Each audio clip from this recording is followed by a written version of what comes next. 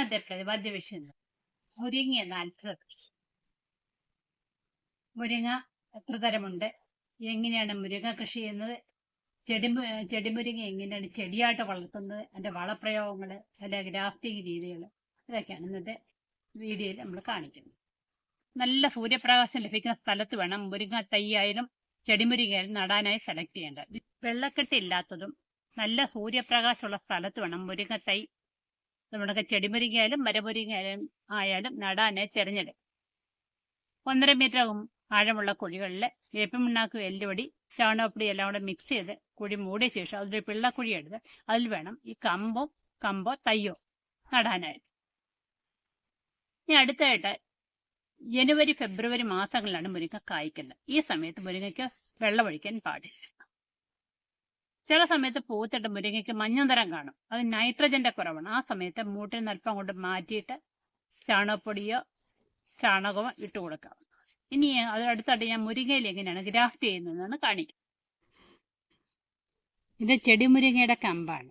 ഈ ഇത്രയും ഭാഗമാണ് ഞാൻ മരമുരിങ്ങയെ ഗ്രാഫ്റ്റ് ചെയ്യാൻ പോകുന്നത്. ഇത് ഗ്രാഫ്റ്റിംഗ് എങ്ങനെയാണ് കളിക്കാം.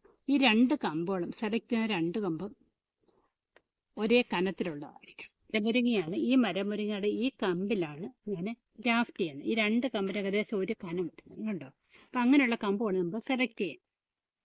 ഇത് തന്നെ കട്ട് ചെയ്യുക. ഇത് കട്ട് ചെയ്ത്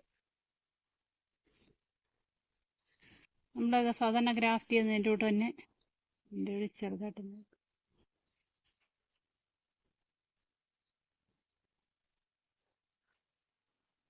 നമ്മൾ ഗ്രാഫ് രൂപത്തിൽ വെച്ചിട്ട് റെഡിയാണ്.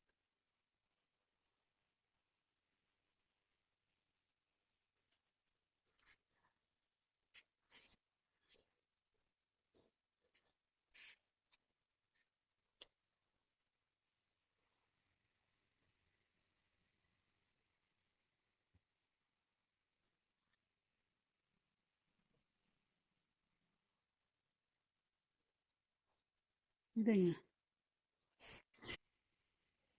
ചാപ്പ് രൂപത്തിൽ ചെത്തി വെച്ചിരിക്കുന്ന ചെടിമുരിങ്ങയുടെ കമ്പാണ്. 2 സൈഡ് ഇതുപോണൊക്കെ ചെത്തി വെച്ചിരിക്കുകയാണ്. കൈയൊക്കെ സാനിറ്റൈസർ ചെയ്താണ് വെച്ചേക്കുന്നത്. ഏകദേശം ഒരു സർജറി പോലെയാണ്. അപ്പോൾ നല്ല ക്ലീൻ ആയിരിക്കണം. അകത്ത് തൊടാനൊന്നും പാടില്ല. സെൻറ്റർ ഭാഗം നമ്മൾ കട്ട് ചെയ്യുന്ന നടുക്കെ ഒരു പിന്നെ ഇതിങ്ങനെ കീറുക. ഏറ്റവും മിഡിൽ ഭാഗത്തോട്ടാണ് ഇങ്ങനെ കീറാൻ. ആ സെയിം നീളത്തിൽ വേണം കീറാൻ. കൂടുതലും കുറവും നീളത്തിൽ വരാൻ പാടില്ല. എന്നിട്ട് ഇവിടെ കൈ തൊട്ടരുത്. നമ്മളെ ഇപ്പം കീറിക്കഴിഞ്ഞു. നമ്മളിതിലേക്ക് ഈ മിഡിൽ ഭാഗത്തേക്ക് ചെത്തിയ രൂപത്തിൽ ചെത്തിയ സൈൻ വെക്കുകയാണ് ചെയ്യുന്നത്. ശേഷം ഗ്രാഫ്റ്റിൻ്റെ പൊട്ടിക്കും. ഏതെങ്കിലും ഒരറ്റം നന്നായിട്ട് ചേർന്ന്, ഒരു സൈഡ് നന്നായിട്ട് ചേർന്നിരിക്കും തൊലിയ രൂപത്തിൽ.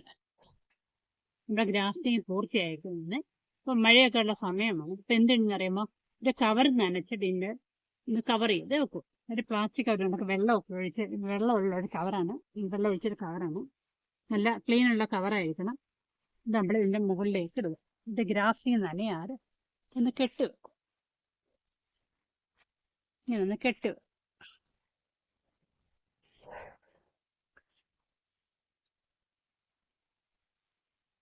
ഇത് കണക്ക് ആ ഗ്രാഫ്റ്റിംഗ് ടേപ്പിച്ച് മുറിച്ചിട്ട് കെട്ടി.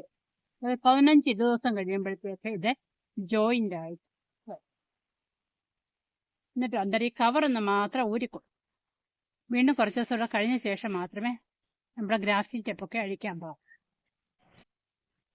ഇത് മരമുരിങ്ങയിൽ ഞാൻ ചെടിമുരിങ്ങ ഗ്രാഫ്റ്റ് ചെയ്ത് കിളിച്ചാണ് കാണിക്കുന്നത്. നിങ്ങൾക്കിത് പരീക്ഷിക്കാവുന്നതാണ്. അതിനുള്ള ചില ബൊട്ടൊക്കെ വന്ന് തുടങ്ങുന്നുണ്ട്.